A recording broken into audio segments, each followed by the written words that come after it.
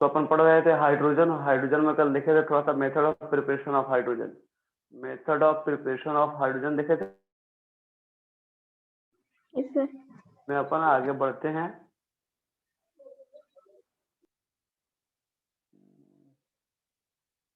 विष्णु है क्या? Vishnu Prasad Tripathi. Yes sir. Okay चलो।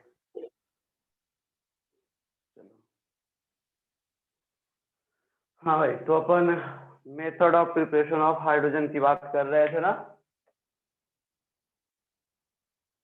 Yes sir. Yes sir. Method of preparation of hydrogen, इसमें से कल 2-3 प्रोसेस देखे थे ना। कल 2-3 प्रोसेस अपन देख चुके थे। अब नेक्स्ट वन पे आते हैं अपन, और यहाँ पे लिखो नेक्स्ट में लेन प्रोसेस। लेन प्रोसेस, LANE, लेन प्रोसेस।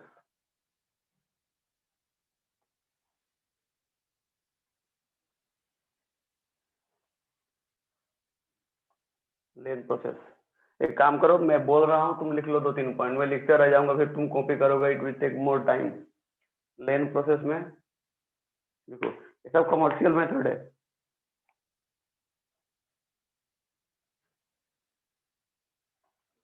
बोलो okay sir. Hello. in this process,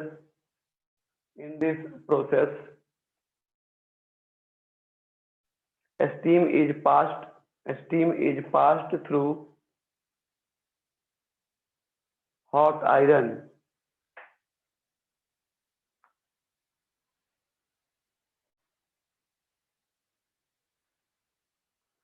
and iron decomposed decomposes the steam, with the formation of magnetic oxide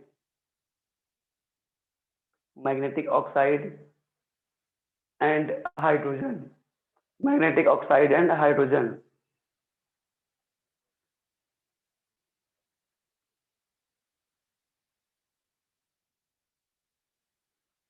उसका एक पॉइंट और लिख लो नेक्स्ट पॉइंट में, temperature to be maintained between 550 degree Celsius, 550 degree Celsius to 800 degree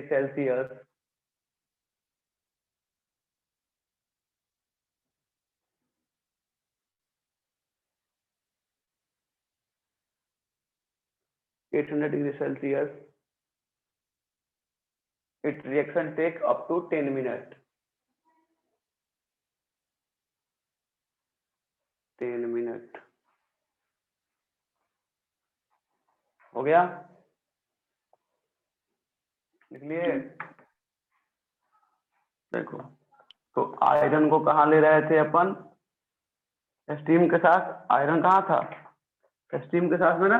तो देखो Fe+H2 यहाँ बन गया, ये बन जाएगा Fe3O4 along with 4 molecule of H2 gas. आया?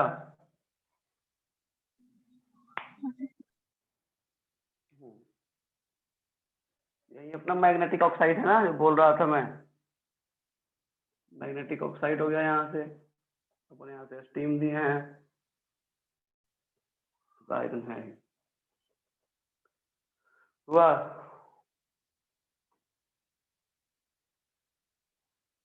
एक पॉइंट और इसमें लिख लो, नीचे एक पॉइंट और इसमें नोट कर लो, लिखो iron is regenerated by reducing magnetic oxide. Iron is regenerated by reducing magnetic oxide with water gas, with water gas, और जो आयरन रीजनरेट होके आएगा फर्दर उसको अपन यूज कर सकते हैं। और ऐसा प्रोसेस आपने मेनली मेटलर्जिकल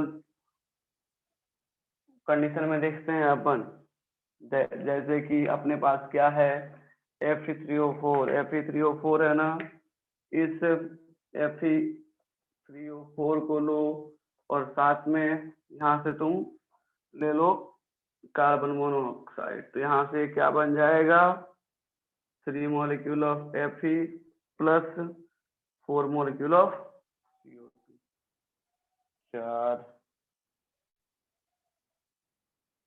2, ये कितना बनेगा, सही है। हाँ सर। अब देखो आगे यहाँ से फिर क्या कर लेंगे अपन, जो Fe3O4 है, Fe3O4 plus 4 molecule of H2, now it convert into Fe along with H2O, 4H2O, दो, सही है ना। हाँ सर। तो अपन फाइनली CO और H2 रखे, वाटर गैस ले लिए, कॉम्बिनेशन लिए क्या, और अपने को क्या मिल गया यहाँ पे, फिर आयरन मिल गया। Okay, next process is Bose process, BOSCHS, Bose process, Bose process, ठीक है। इसकी सबसे बड़ी खासियत है बोस प्रोसेस की कि it gives maximum quantity of H2 on commercial scale पे या सबसे ज्यादा आपको हाइड्रोजन जनरेट करता है, ठीक है। Lane it is also commercial process, Lane process is also commercial process, but as compare to Lane Bosch process का प्रोडक्टिविटी क्या होता है, ज्यादा होता है, ठीक है। चलिए इसमें कहीं लिख लो,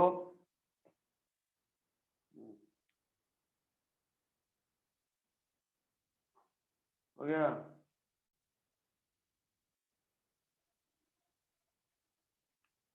इन दिस प्रोसेस कंटेंट्स बोलो,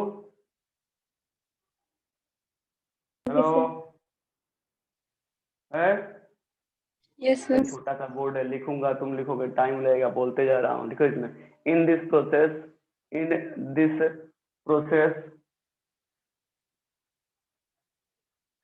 water gas is produced firstly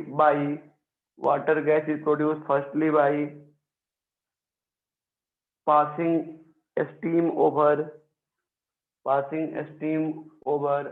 hot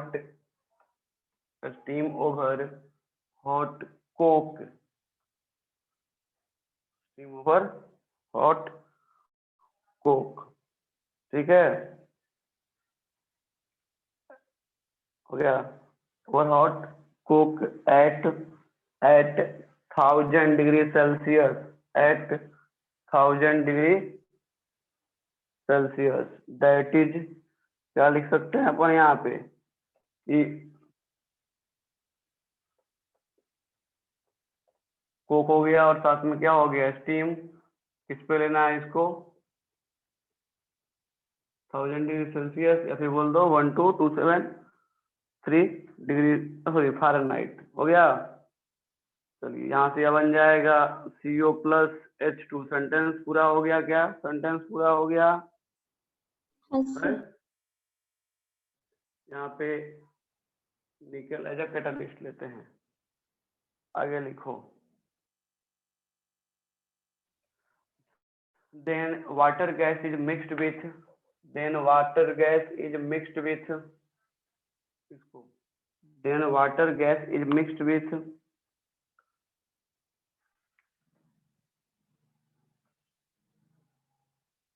twice volume of steam, twice volume of steam, and passed on mixture of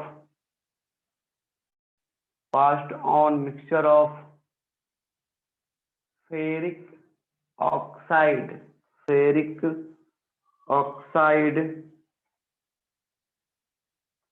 and chromium oxide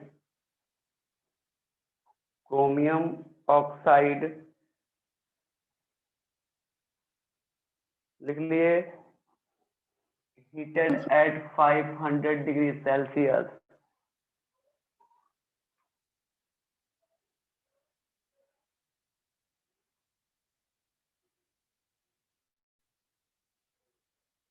हो गया, क्लियर है?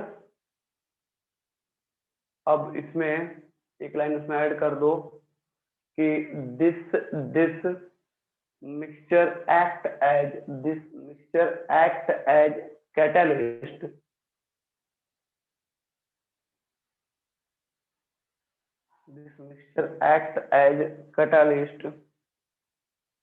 which helps in conversion of CO2 carbon monoxide to dioxide.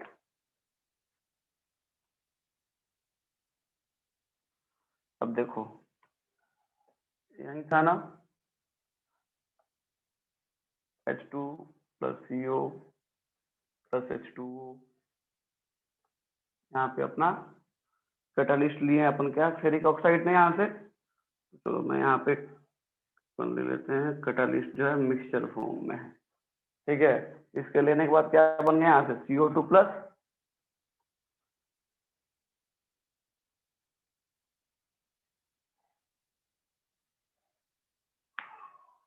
यही है ना, यही है ना यहाँ पे। चलिए यहाँ पे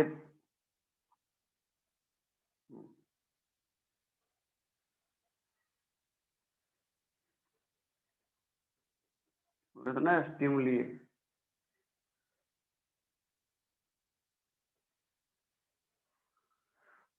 नोट कर लो।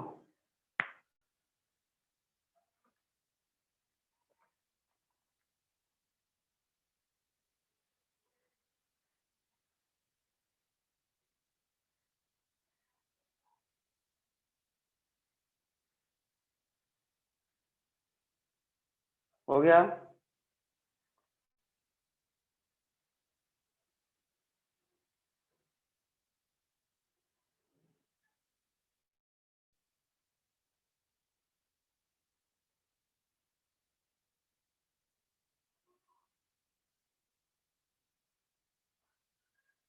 लिख लिए?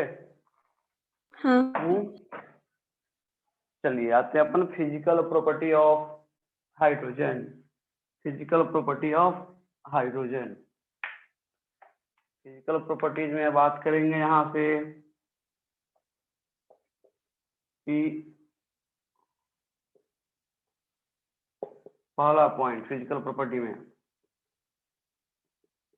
Hydrogen is,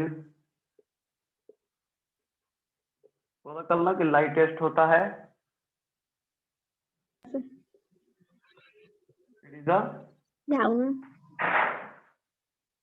it is a lightest, colorless, odorless and tasteless, lightest, colorless, ठीक है, देखो tasteless and odorless gas। दूसरा it is inflammable in nature, inflammable in nature। देखो कॉल ये क्या है अपना, इसमें से देखोगे तुम कर दिया, ये कैसा है अपना, कलरलेस है, और टेस्टलेस है और ऑर्डरलेस है। हो गया? हाँ sir.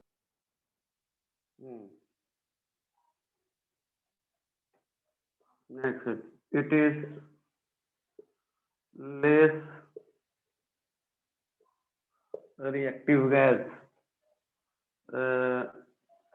Next point, its boiling point, that is minus 252 degree Celsius, and melting point, that is minus 259.2 degree Celsius, is very low, which indicates the less intermolecular attraction। किसी के बॉइलिंग पॉइंट और melting point अगर कम है, बहुत ही कम है, तो यह बस बात को शो करता है कि नहीं, जिसके पास less intermolecular force of attraction होगा। बॉइलिंग पॉइंट जो है -252 डिग्री सेल्सियस और मेल्टिंग पॉइंट -259.2 डिग्री सेल्सियस है। ठीक है, नोट कर लो।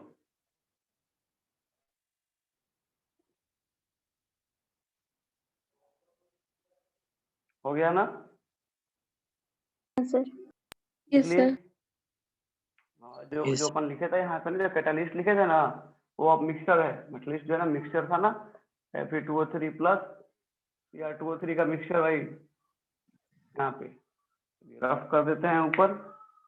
अब आएंगे use of hydrogen.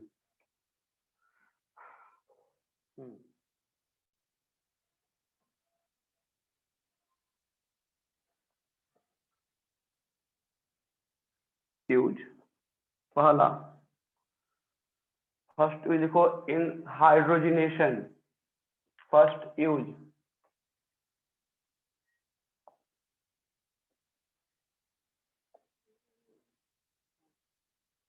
Hydrogenation process में यूज होता है कि नहीं? In hydrogenation of vegetable oil, hydrogenation of vegetable oil to solid fat. बोलते हैं ना वनस्पति घी, जो क्लास 10th में दिया हुआ एग्जाम्पल ना, है ना। दूसरा देखो, it is also used in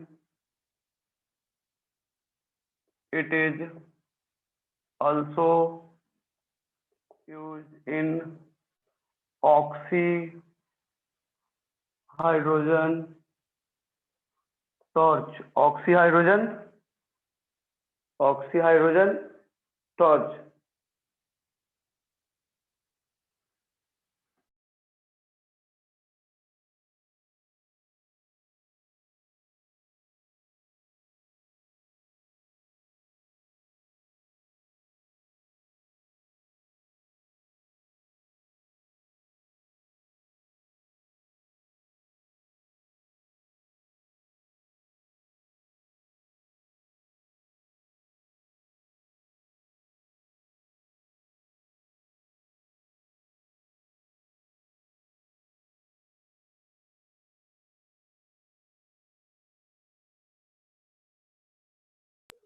sir mute हो गए हैं।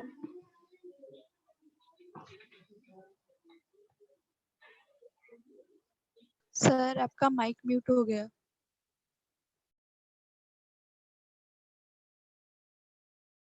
सर आपका माइक म्यूट हो गया है।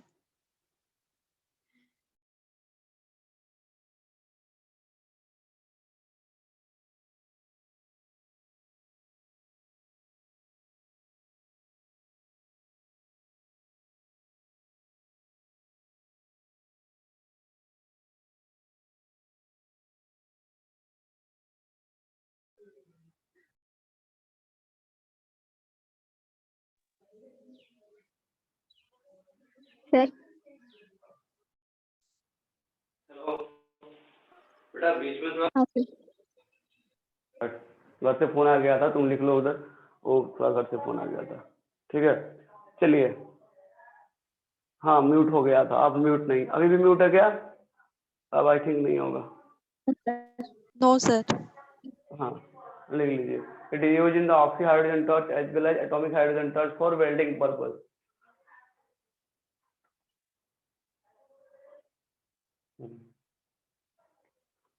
हो गया। वेल्डिंग उसके अलावा पर्पस। एक और यूज है, हाँ हाँ वेल्डिंग, हाँ वेल्डिंग टॉर्च भी बोलते हैं उसको, वेल्डिंग पर्पस लिख देते हैं हम लोग।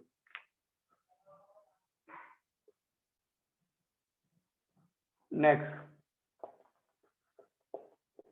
इन liquid form used as fuel, fuel का यूज होता है ना यार लिक्विड फॉर्म में, है? देखो in aeroplane and in aeroplanes and in balloon, BA double L double O होता है क्या बलून का स्पेलिंग? शायद बलून्स, ठीक है। हाँ मिक्सचर ऑफ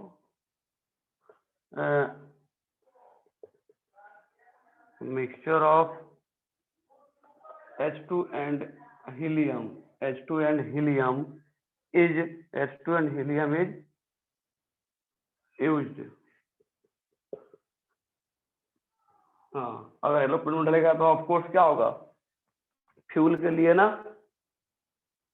हाँ सर। हाँ लिख लो।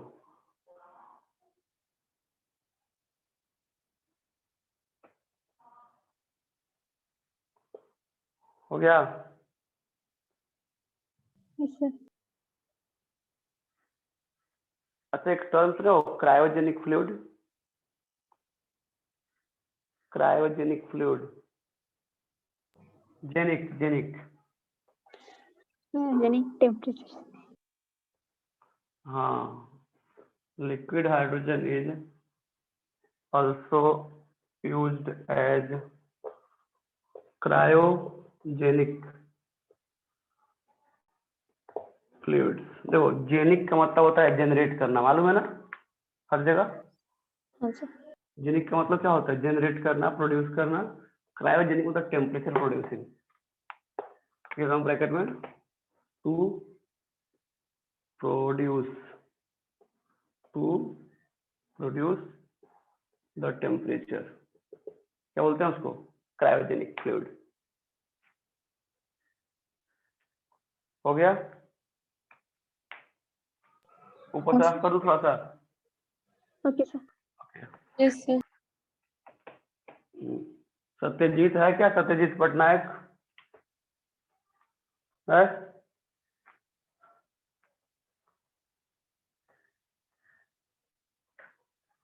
पूरा आठगढ़ में सबका नेटवर्क पकड़ता है, तेरा बराबर फेल ही रहता है भाई। हाँ मतलब आज नहीं है।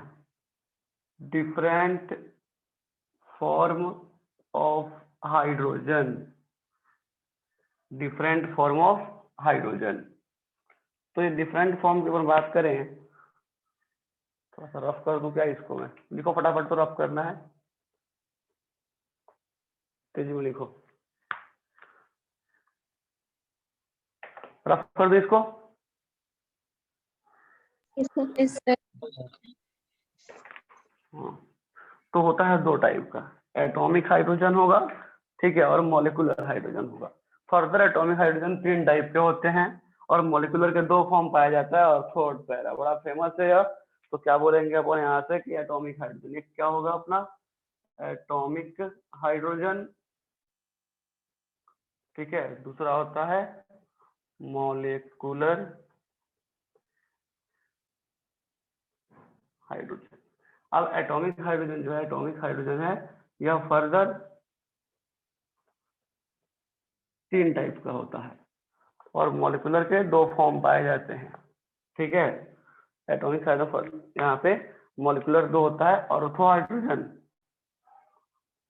ऑर्थो हाइड्रोजन और पैरा हाइड्रोजन।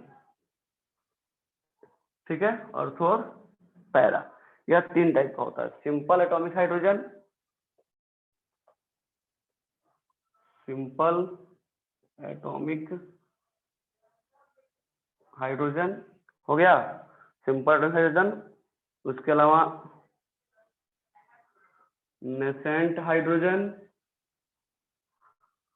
ठीक है, और एक और होता है अपना जो है उसको बोलते हैं एडजॉर्ब्ड, एडजॉर्ब्ड और ऑक्लूडेड, LE नहीं होता है ना ऑक्लूजन में, LAOCCULDED, ऑक्लूडेड हाइड्रोजन। लिखा, इतना आपने को जानना है, लिख लो। और फर्स्ट हेडिंग पे आते हैं, सिंपल एटॉमिक हाइड्रोजन पे।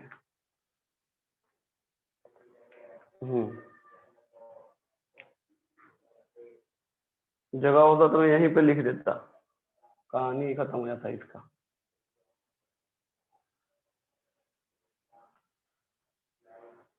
यहीं पे लिख दूं क्या, इधर इधर करके, और इसको अलग से पढ़ लेंगे। 2-2 लाइन ऐड करना है, केवल Okay, 2-2 sir. पॉइंट यहाँ पे ऐड करना। ठीक है, देखो यह जो सिंपल एटॉमिक हाइड्रोजन है ना, सिंपल एटॉमिक हाइड्रोजन जो है यहाँ पे, यह नॉर्मली जो अपन प्रोसेस लेते हैं यहाँ से, आपको डिसोसिएशन ऑफ H2 से बनता है, डिसोसिएशन ऑफ H2 से बनता है। ठीक है, और यह एक एंडोथर्मिक प्रोसेस है।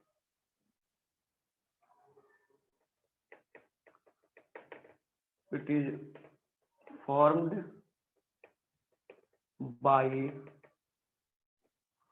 dissociation of H2, dissociation of H2,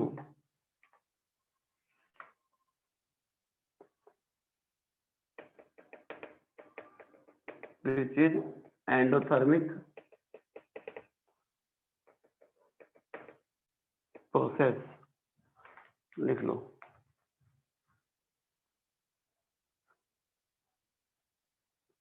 मतलब कि H2 रखेंगे, उससे क्या बन जाएगा अपने को, H। दूसरा पॉइंट, द आइडियल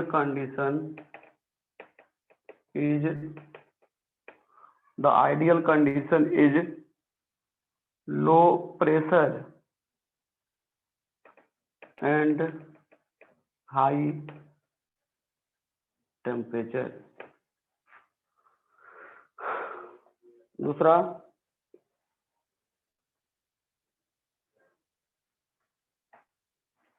इसके बारे में,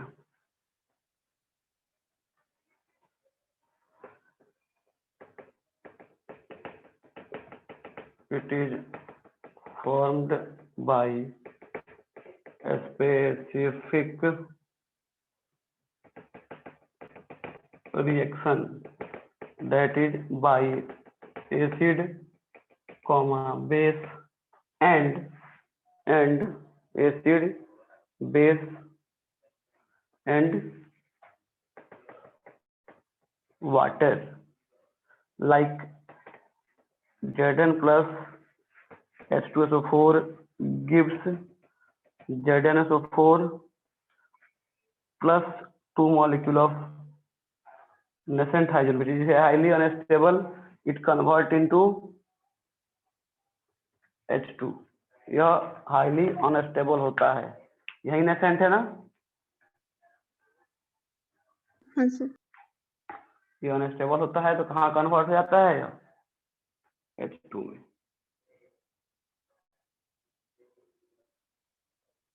अब बच गया अपना यहाँ से ऑक्लूसिव वाला, तो इसको भी कवर कर देते हैं। अभी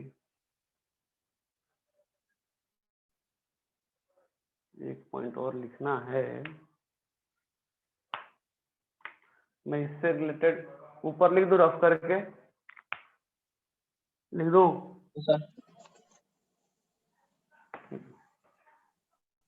ये तो बाद में लिखेंगे ऑर्थो पैरा की कहानी ही नहीं है यहाँ पे। देखो क्या फर्स्ट पॉइंट था इसका, इधर है।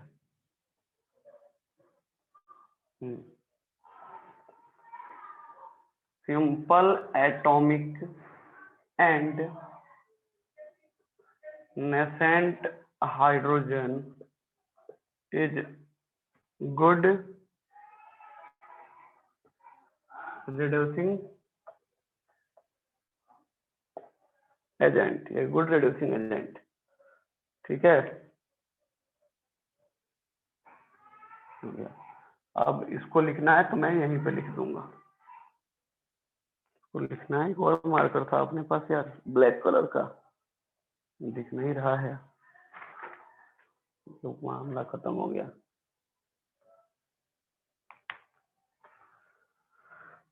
चलो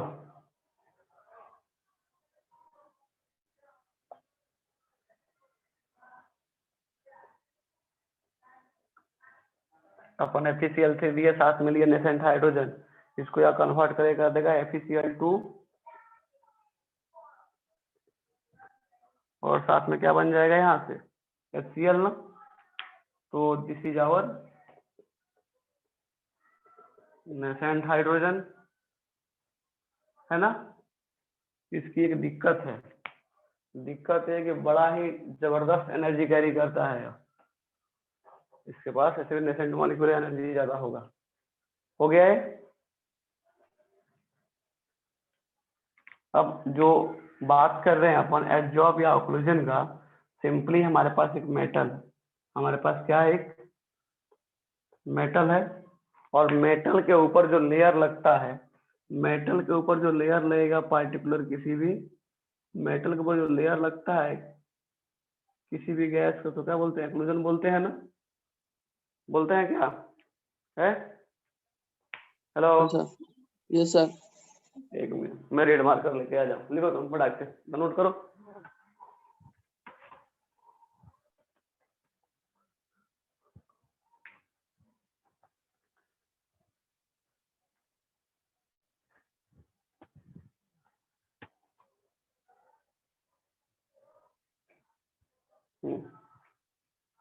तो ये क्या है अपना, तो यहाँ जो इसके ऊपर मेटल के ऊपर एक क्या लगा है, एक लेयर लगा है, लेयर है ना, तो इसको बोल सकते हैं अपन क्या कि occlusion of H2 on metal, लिख सकते हैं कि नहीं अपन। अरे ऊपर लगा है ना एक हाइड्रोजन कॉन्सेंट्रेशन है, रेड वाला दिखता है कि नहीं, रेड दिखता है क्लियर है? हाँ सर, हाँ। Yes sir. हाँ, तो अब देखो occlusion is the finally, occlusion is the property of metal to adsorbed a gas, yes or no, यह प्रॉपर्टी है कि नहीं। Yes sir. हाँ। चलिए लिख लो। so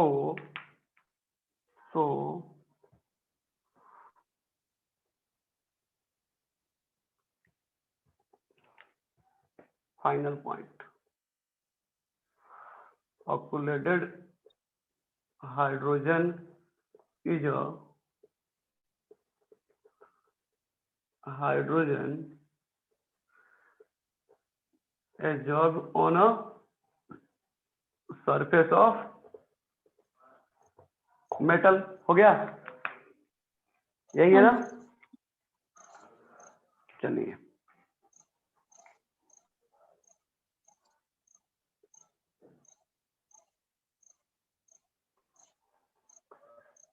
ये अलग है, लिख लो।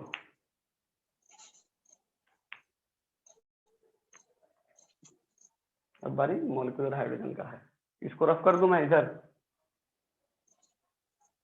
Okay sir. Yes, sir. Yes, sir. Vishnu आ रहा है समझ में? Yes, sir. चलो, ये चैप्टर बड़ा मस्त दिया है एनसीईआरटी में भी, जितना मैं बता रहा हूँ यहाँ पे सब कुछ है वहाँ पे ऑलमोस्ट। हाँ, तो अब बारी सेकेंड वन, दैट इज हो गया मॉलिक्यूलर हाइड्रोजन।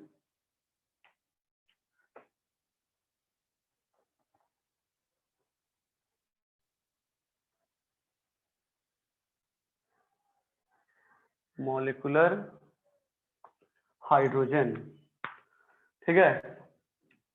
तो अब देखो मॉलिक्यूलर हाइड्रोजन जो है, मॉलिक्यूलर हाइड्रोजन जो है, इसको अपन दो तीन नाम से और जानते हैं, इसको और दो तीन नाम से जानते हैं, इसको अपन दो तीन नाम से और जानते हैं, लिख देता हूँ यहीं पे, मॉलिक्यूलर हाइड्रोजन, ठीक है। या फिर इसको अपन बोलते हैं ऑर्थो एंड पैरा,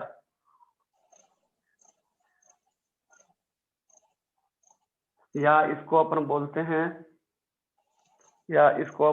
हैं, ठीक है, nuclear isomer hydrogen, nuclear isomer hydrogen, और इसको बोलते हैं अपन proton spin isomer hydrogen, proton spin isomer hydrogen. चार नाम हो गया। इस नाम से एक चीज क्लियर है कि इसके अंदर कुछ न्यूक्लियर से रिलेटेड कॉन्सेप्ट है। यहाँ क्या दिख रहा है, प्रोटॉन जो है अपना स्पिन कर रहा है, प्रोटॉन स्पिन कर रहा है, और ये दो टाइप के होते हैं, ऑर्थो एंड पैरा। अभी अपन देखे हैं ना, ऑर्थो और पैरा ठीक है। होते हैं। हाँ सर। इसको रफ कर दूं? हाँ हाँ Yes, sir. तो इसी बहाने मेरा मार्कर सब यूज हो जाएगा। मेरे पास मालूम है पूरा पैकेट है मार्कर का, होता है पूरा बंडल, खराब हो रहा था बहुत दिन से, पढ़ाते पढ़ाते बोर्ड पे यूज भी हो जाएगा। आई थिंक 2 या 3 बंडल है ऐसे ही, लिया था 1 साल से ज्यादा हो गया, अभी रखा सब खराब हो रहा है, पढ़ाते पढ़ाते अब यूज में आ रहा है। चलिए फर्स्ट वन, इसमें कुछ कंडीशन है, ऐसा नहीं कि ऑर्थो और हाइड्रोजन, ऑर्थो और पैरा फॉर्म सब में प्रेजेंट होगा, केवल हाइड्रोजन में ही प्रेजेंट होता है। और क्यों होता है, इसमें एक लाइन लिखना है, इसमें एक लाइन लिखना, ortho and para, ortho and para, ortho and para isomeric form is present, ortho and para isomeric form is present in only diatomic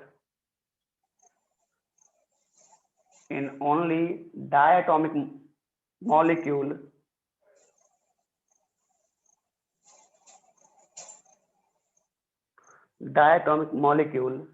with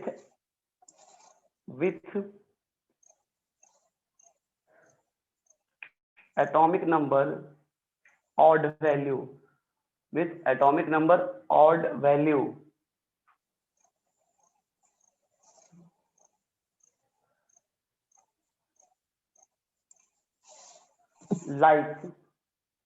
like N2, H2, F2 and D2 deuterated form, but absent in O2,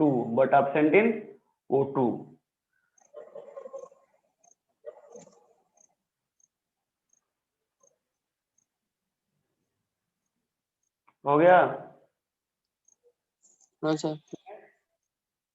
चलिए किसमें हो सकता है, H2 में, N2 में, F2 में, D2 में, but किसमें नहीं होगा, O2 में। ऑक्सीजन के केस में देखने को नहीं मिलता है। पहला पॉइंट लिखो, ortho hydrogen, first one is ortho. Ortho क्या होता है, यहाँ जब ऑर्थो हाइड्रोजन होगा, ठीक है, तो टोटल स्पिन जो है ना वो इधर +1 होगा या -1 होगा। मतलब आप एंटी क्लॉकवाइज दोनों होंगे तो उस टाइम पे माइनस हो जाएगा, -1/2 एंड -1/2, और क्लॉकवाइज दोनों होंगे तो क्या होगा, +1/2 एंड +1/2 मतलब +1। तो इसमें एक लाइन लिख लो थोड़ा सा ऑर्थो हाइड्रोजन में, molecular form of hydrogen with same spin off proton, molecular form of hydrogen with same spin of proton, Which same spin of proton, molecular form of hydrogen with same SAME, same spin of proton, हो गया, is called ortho form of hydrogen. और total spin क्या हो सकता है, अगर same होगा तो +1/2 एंड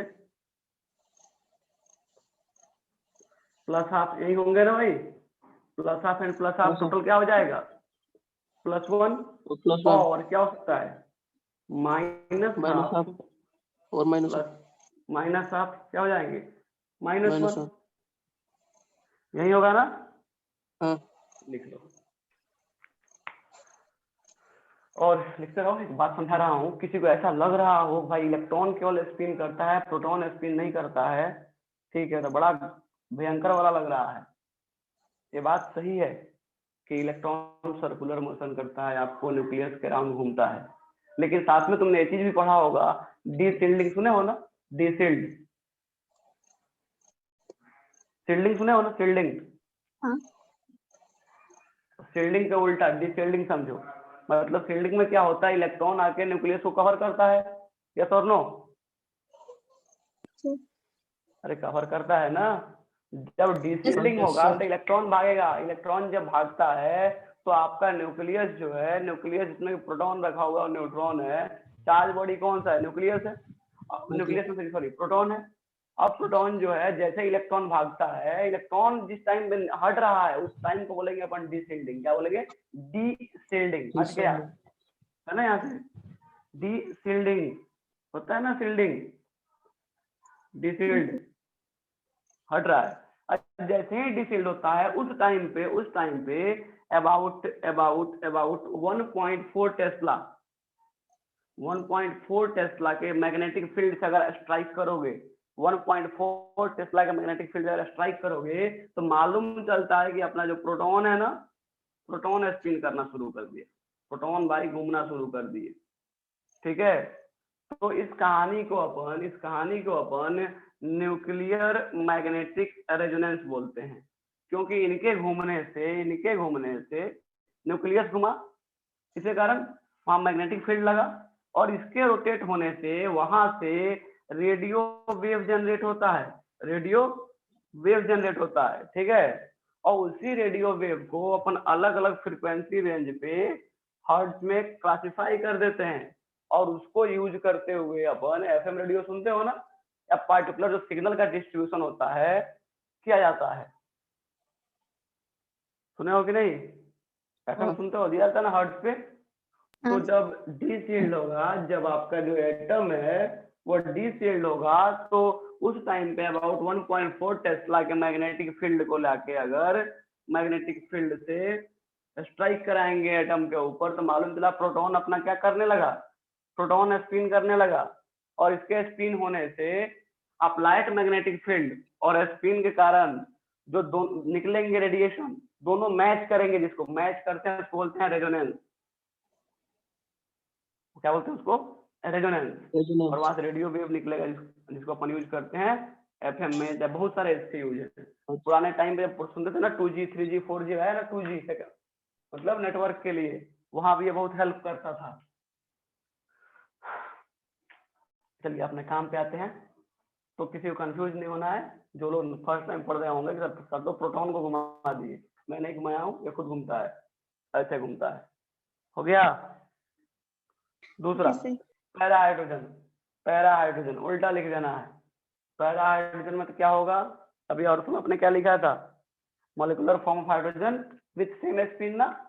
नाउ अपन नोट करेंगे यहाँ से कि molecular form of hydrogen with opposite spin. लिखिए molecular form of hydrogen with opposite spin of proton, molecular form of hydrogen with opposite spin of proton।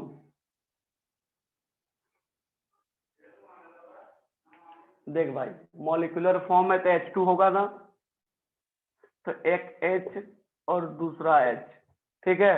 इसका डायरेक्शन जो है अगर इधर क्लॉकवाइज चल रहा है, इसका डायरेक्शन क्या हो गया, एंटी क्लॉकवाइज हो गया। तो क्लॉकवाइज के लिए क्या लेंगे अपन, प्लस हाफ, और एंटी क्लॉकवाइज के लिए माइनस हाफ लेंगे ना। अच्छा माइनस हाफ प्लस हाफ दोनों टोटल करोगे लेके तो क्या हो जाएगा, 0 0 है, होगा ना। हाँ चलिए लिख लो। तो टोटल स्पिन ऑफ प्रोटॉन यहाँ क्या बन जाएगा, minus half plus half plus minus half, क्या हो जाएगा सीधे सीधे 0। तो in case of para hydrogen total spin is 0 ना। चलिए ये भी H है और ये भी H है, H2 को समझाने के लिए लिखा था।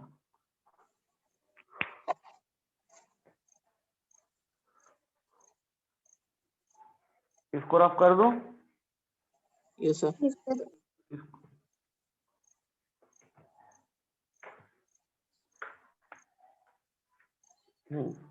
इसमें बात करेंगे अपन internal energy of ortho and para. Internal energy, उसके बाद स्टेबिलिटी, ठीक है। क्या लिखना,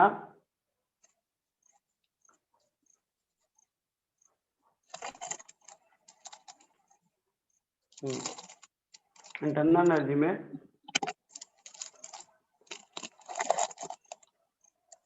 ऑर्थो हाइड्रोजन और para hydrogen.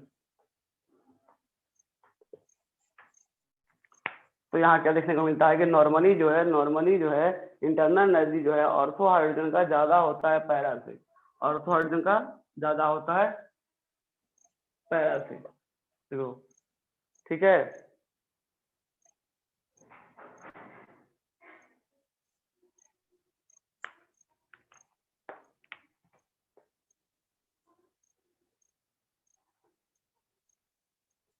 Because ortho have same spin, ठीक है। ऑर्थो के पास क्या होता है, सेम स्पिन होता है।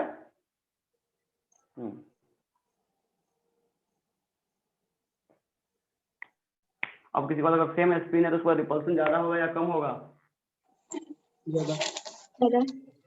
क्या होगा, ज्यादा। तो because of ortho have same spin और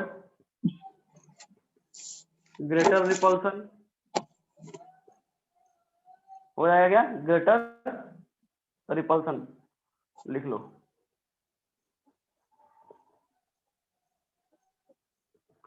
रीजन मिल गया इंटरनल एनर्जी का, हद हो गया, मतलब सही से फट गया।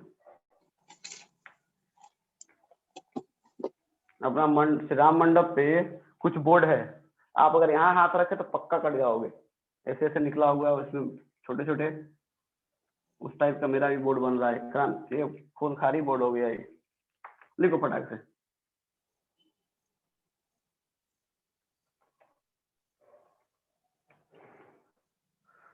इसको रफ कर दो। Yes sir. Yes sir. हाँ तो अब लिखो यहाँ से स्टेबिलिटी। जनरल अप्रोच क्या होता है कि जिसकी एनर्जी कम होती है उसकी स्टेबिलिटी ज्यादा होती है। बट यहाँ पे क्या है ना कि टेम्परेचर जैसे चेंज कर रहे हैं ना, टेम्परेचर अपन चेंज कर रहे हैं तो स्टेबिलिटी क्या हो रहा है, बदल जा रहा है, ठीक है। तो next point that is stability. इसमें एक लाइन लिखना है,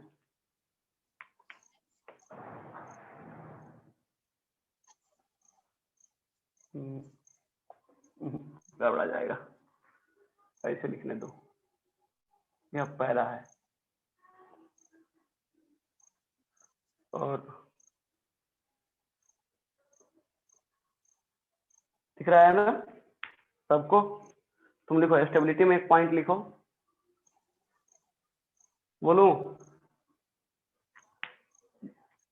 जनरली क्या होता है, जैसे जैसे अपन टेम्परेचर बढ़ाएंगे, जैसे जैसे अपन टेम्परेचर बढ़ाएंगे, ठीक है, यह लिखो इसमें एक line, at high temperature, at high temperature, at high temperature,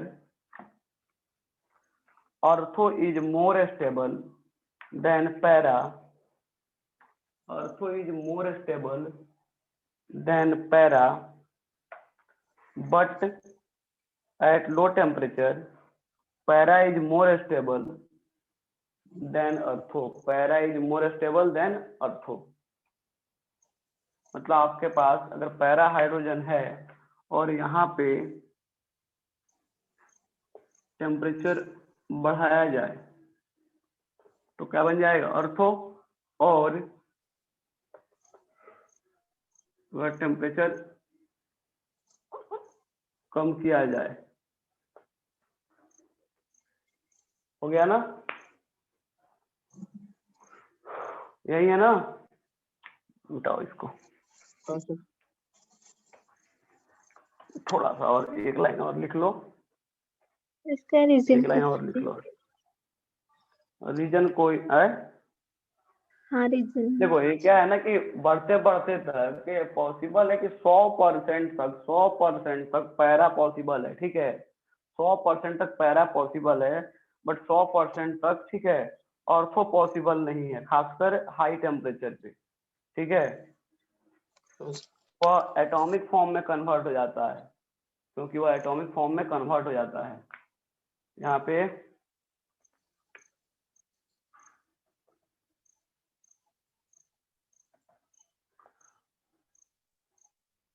temperature ortho para,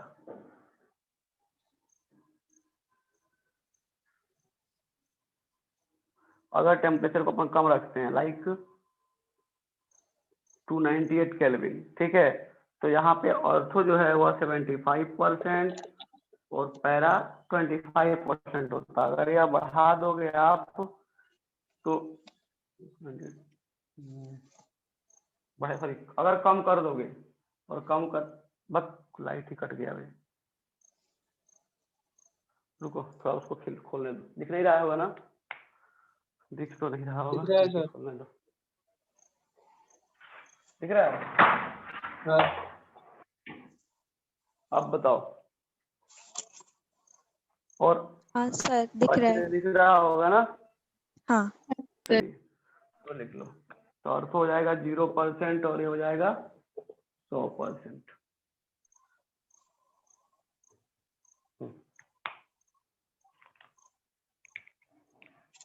next heading है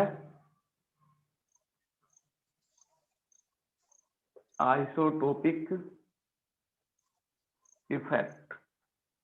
next heading is isotopic effect. Time कितना हो रहा है बेटा, टाइम कितना हुआ? 8:32।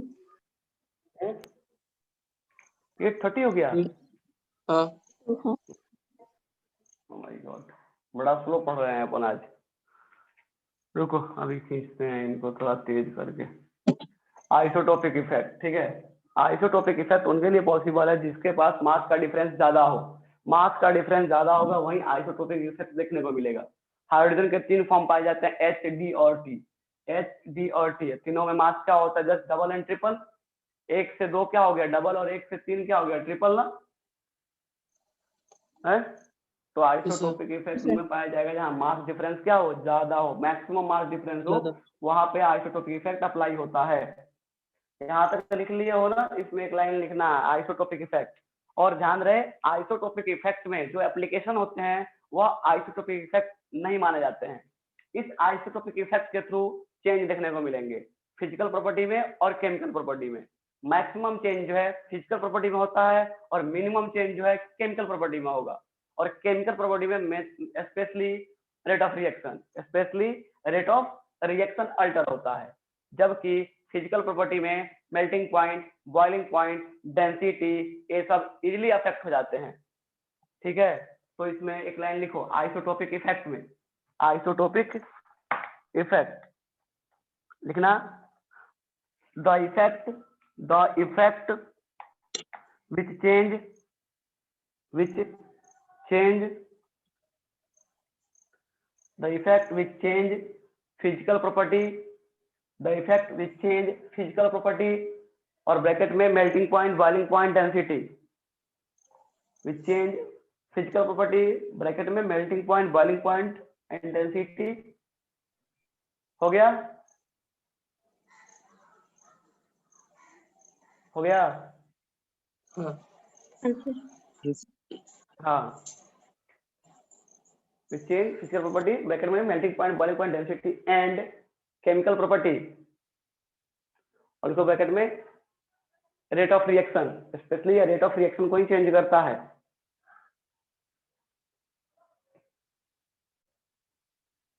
ठीक है, इट्स कॉल्ड आइसोटोपिक इफेक्ट, हो गया? Next point, by this effect maximum change occurs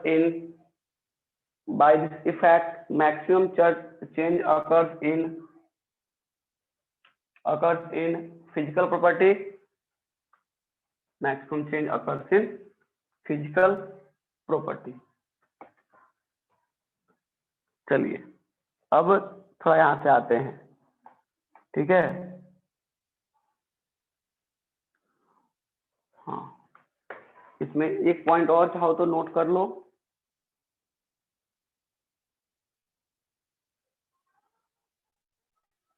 Isotopic effect is found only in hydrogen isotope. Isotopic effect is found only in hydrogen isotope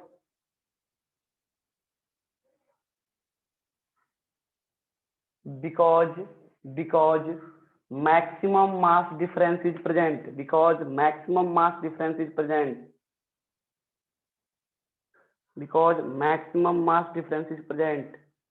in hydrogen isotope. मैं आपको 2-3 example यहाँ लिखता हूँ, बताओ मेरे को इनके बीच में मैक्सिमम मास डिफरेंस है क्या। जैसे कि नाइट्रोजन के हैं 2 फॉर्म पाए जाते हैं ना यहाँ पे, N14 एंड N15। इसमें मैक्सिमम मास डिफरेंस है क्या, या ऑक्सीजन के 16 O17 and O18 maximum difference है क्या इसमें? डिफरेंस क्या है? कम है ना? डिफरेंस क्या है? कम है। तो यहाँ पे दोनों के बीच में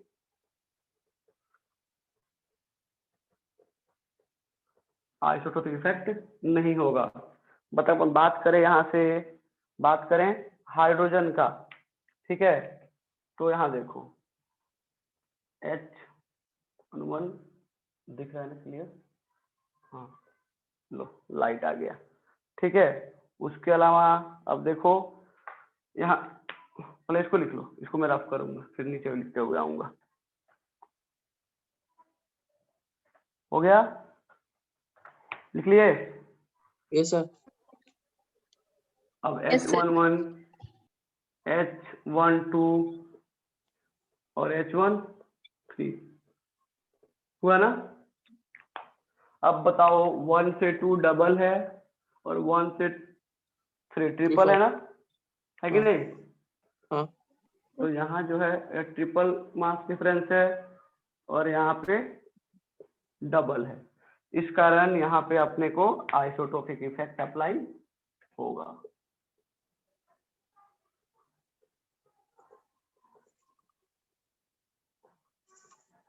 हो गया, लिख लीजिए।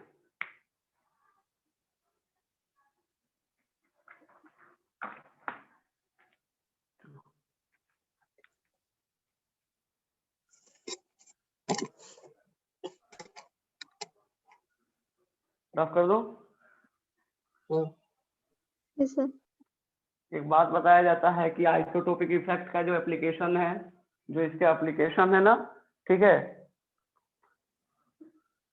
नोट करके लिख देने दो बस, नोट करके लिख लो, काम का चीज है, या हाइड्रोजन के लिए एक्सेप्शन है।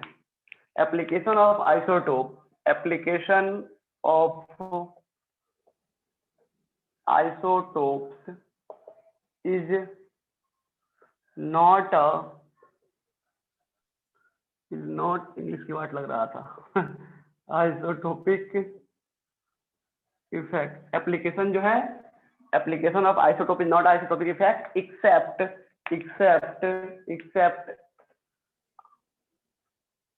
एक्सेप्ट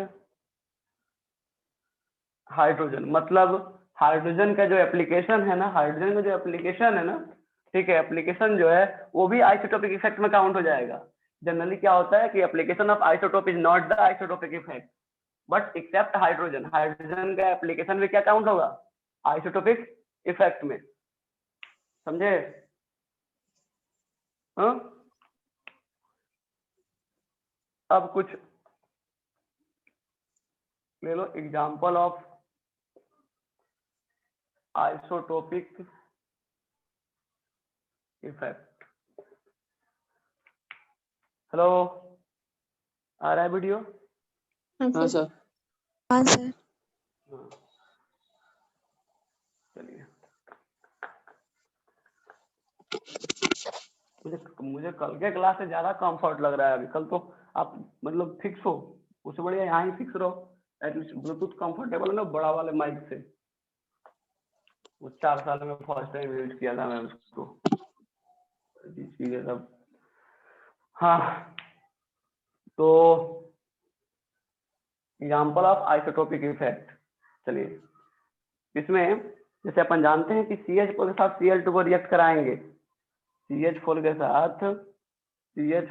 साथ जब अपन Cl2 को रिएक्ट कराते हैं तो यहाँ से CH3Cl बनता है कि नहीं? अरे बनता है ना भाई। ये सर। और साथ में क्या बनता है, HCl।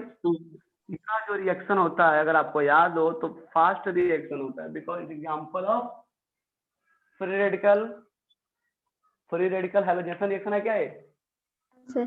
FR के अंदर आता है, फ्री रेडिकल सब्स्टिट्यूशन रिएक्शन के अंदर आता है।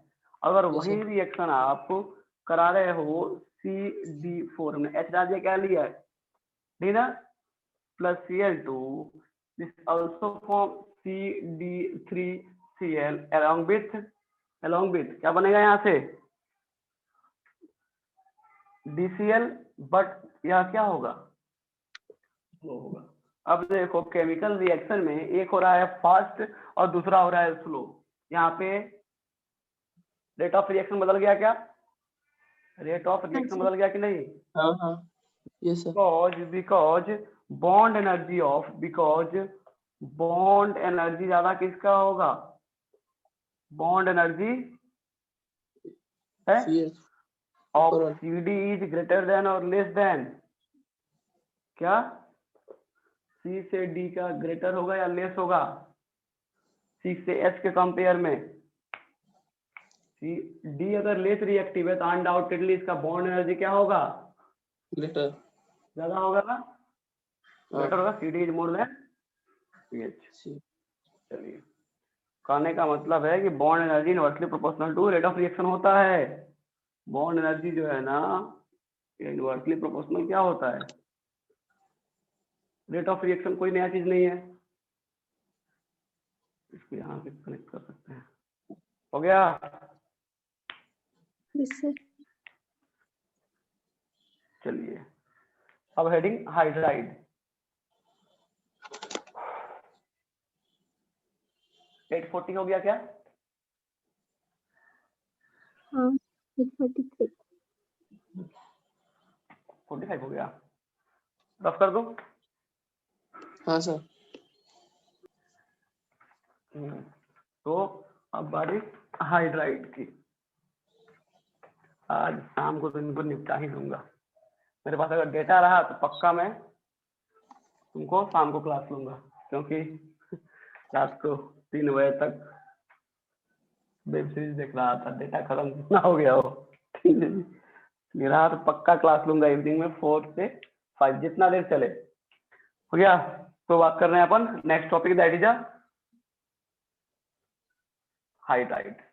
हाइड्राइड बात करें अपन तो 3 टाइप के होते हैं। हाइड्राइड जो है वो 3 टाइप के होते हैं, ठीक है? कौन कौन से? आयनिक, सॉल्ट लाइक या सैलाइन। पहला वाला आयनिक, सैलाइन या सॉल्ट लाइक हाइड्राइड, ठीक है? दूसरा है मेटालिक, मेटालिक और इंटरस्टेशियल हाइड्राइड। और तीसरा है covalent hydride. Covalent hydride further 3 type के होते हैं। जब फर्दर 3 टाइप के हैं, कहाँ गया? फर्दर 3 टाइप के हैं covalent hydride, okay.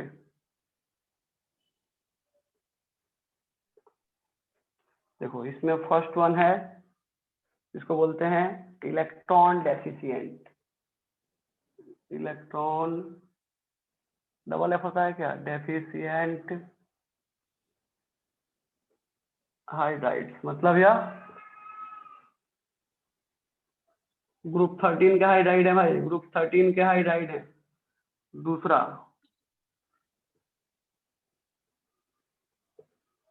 Electron precise hydride है, यह ग्रुप 14 के हाइड्राइड है। और third that is electron rich hydride, यह ग्रुप 15, 16 एंड 17 का हाइड्राइड। 18 मत अपने मन से ऐड कर देना, ठीक है? और अब बात आती है आयनिक और सैलाइन या सॉल्ट लाइक। यह एस ब्लॉक के होते हैं और ये डी ब्लॉक के हाइड्राइड होते हैं। एक आइडिया मिल गया अपने को कि आयनिक है, सैलाइन है या सॉल्ट लाइक है, मतलब एस ब्लॉक का हाइड्राइड होगा। मेटालिक और इंटरस्टेशियल है तो यहाँ पे डी ब्लॉक का होगा। कोवेलेंट है तो मतलब वो पी ब्लॉक का होगा। किसका होगा? या पी ब्लॉक का। और इसमें भी स्पेशली आपको इलेक्ट्रॉन डेफिशिएंट 13, इलेक्ट्रॉन प्रिसाइज 14 और इलेक्ट्रॉन रिच 15, 16 एंड 17। चलिए नोट कीजिए फटाफट और आते हैं अपन 1 नंबर पहले, दैट इज आयनिक और सॉल्ट लाइक हाइड्राइड के ऊपर। इसके ऊपर लिखो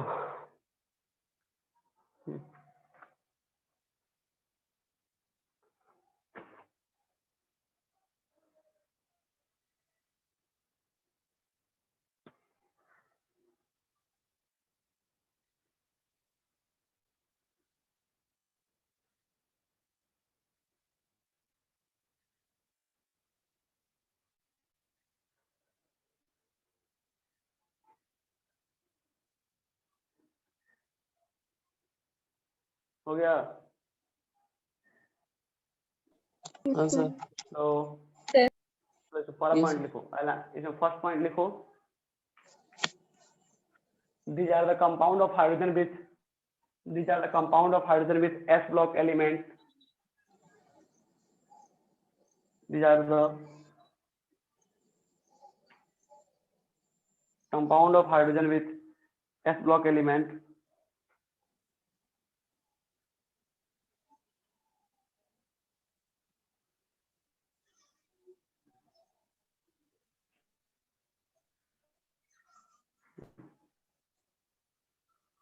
except BeH2 and MgH2, except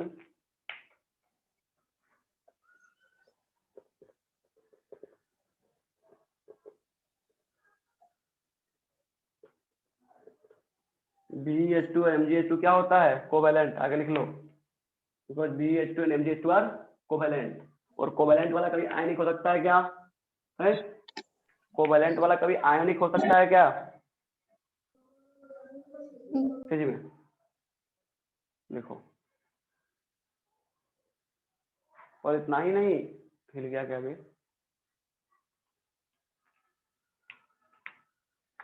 covalent लिखे हो ना, लास्ट में एक और चीज इसमें ऐड कर, कोवेलेंट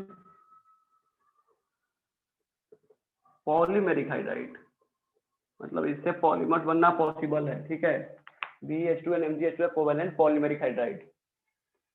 हो गया?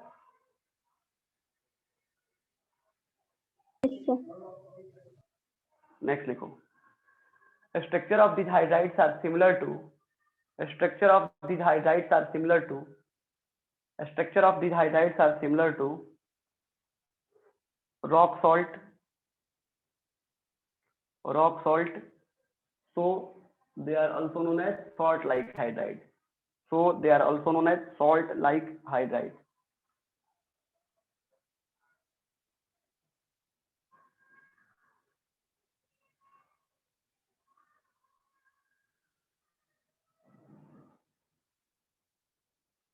ठीक है, अब लिखो, एक ऑर्डर है स्टेबिलिटी का, LiH is more than, is greater than NH, greater than KH, greater than RBH, CSH। Simple reason है कि जब Li से लेके आप CS साइड में जाओगे, Li से जब CS में जाओगे, मुझे बताओ कि यहाँ पे साइज बढ़ेगा या नहीं बढ़ेगा? साइज बढ़ेगा, बढ़ेगा ना? Yes, sir. साइज बढ़ेगा तो मुझे बता दो कि लैटिस एनर्जी कम होगा कि नहीं? लैटिस एनर्जी कम होगा है? Yes, sir. तो फाइनली स्टेबिलिटी क्या हो जाएगा नीचे जाने के बाद? कम ना? कम। यस और नो? हो गया? नेक्स्ट लिखो, नेक्स्ट पॉइंट कर लो पहले।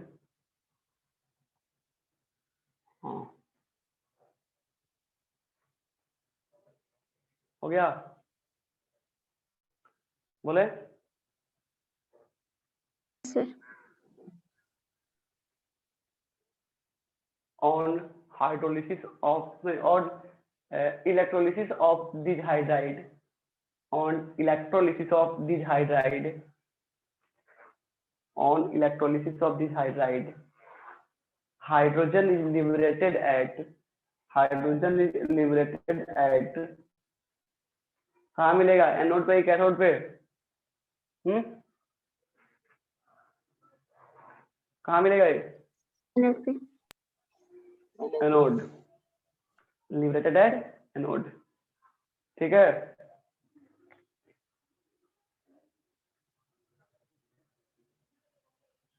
नेक्स्ट लिखो, next point, on reaction with water, on reaction with water, this hydride form, on reaction with water, this hydride form hydrogen। कौन है भाई? कौन है?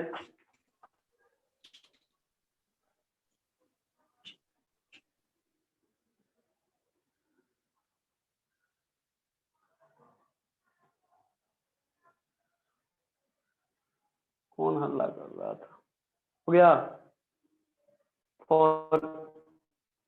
For example NH plus H2O, NH plus H2O क्या दे देगा अपने को? है? NH plus H2O gives NaOH and H2 ना? दे देगा?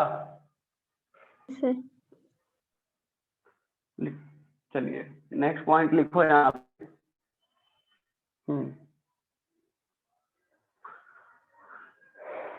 लिखना, this hydride form complex hydride with, this hydride form complex hydride विच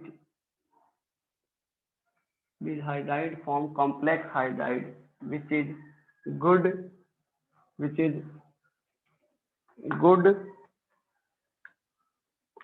हो गया reducing agent like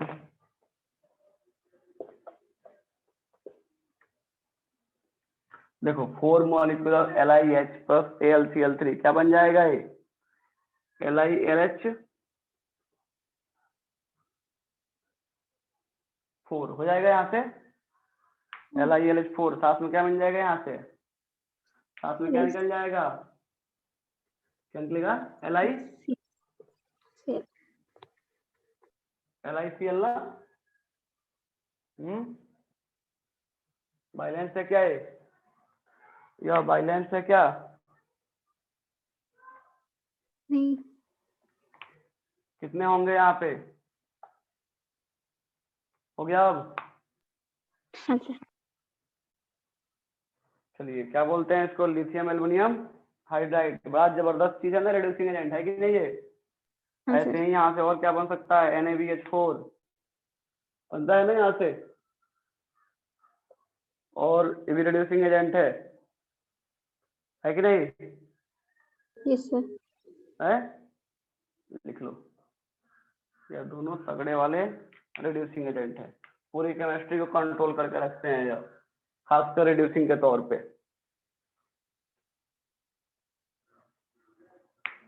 sodium borohydride हो गया और लिथियम एल्युमिनियम हाइड्राइड हो गया ओए हाँ सर चलिए नेक्स्ट वन इज मेटालिक और इंटरस्टिशियल हाइड्राइड मेटालिक और इंटरस्टिशियल हाइड्राइड थोड़ा सा है आई थिंक 5-7 मिनट टाइम है कि नहीं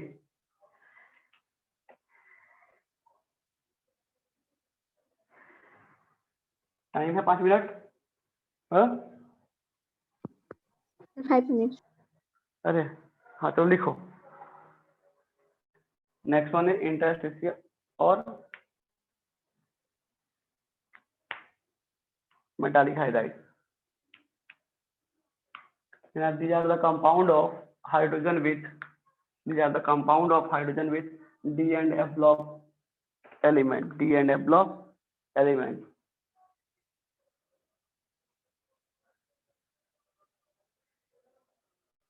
हो गया ना आगे लिखो in this hydride hydrogen occupy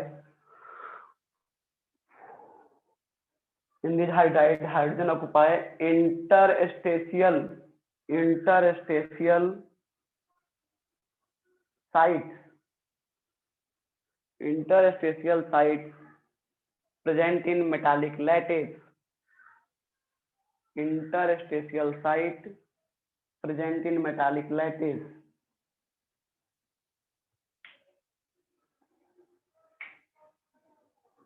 so also known as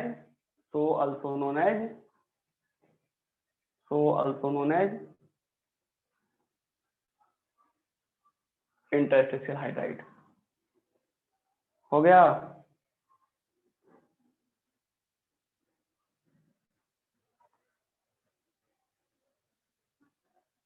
next point बोले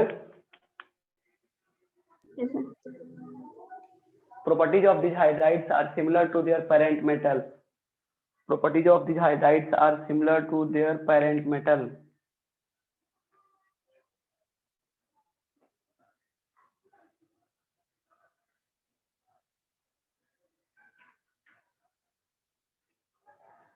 properties of these hydrides are similar to their parent metal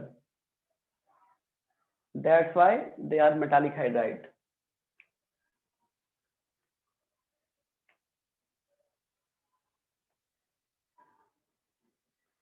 2 point और नेक्स्ट पॉइंट लिखो यहाँ पे these hydrides are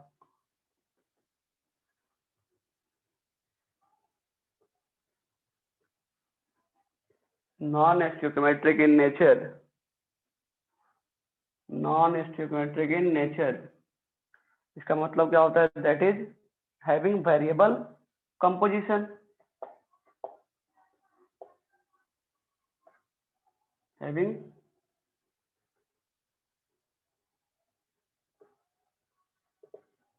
variable composition होगा।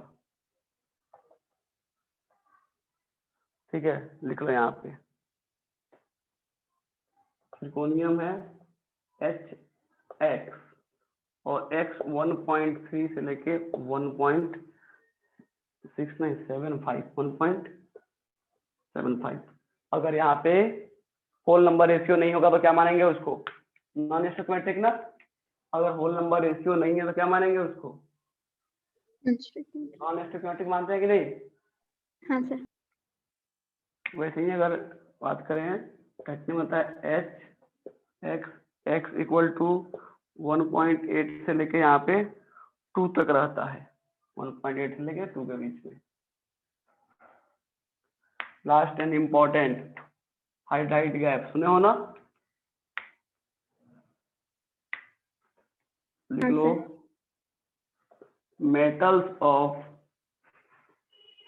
Group 7, 8 and 9 does not form any hydride, does not form any hydrides. So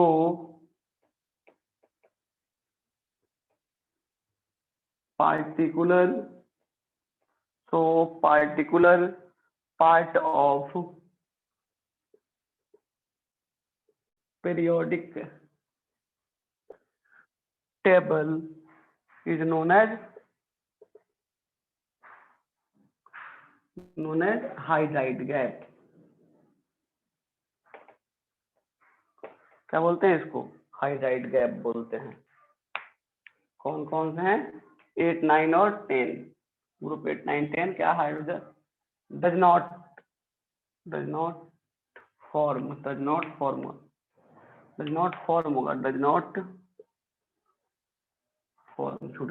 form any hydride.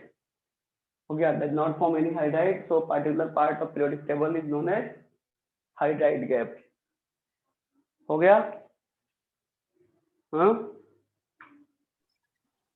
Hello, ये sir. किसी को doubt इसमें? किसी को डाउट इसमें? अब इवनिंग के क्लास में समझे, मैं यहाँ से कोवैलेंट हाइड्राइड और साथ में वाटर और अगर रहा तो water treatment, hardness of water, उसको भी कवर कर दूंगा। ठीक है सर। हो गया? चलिए, तो आज के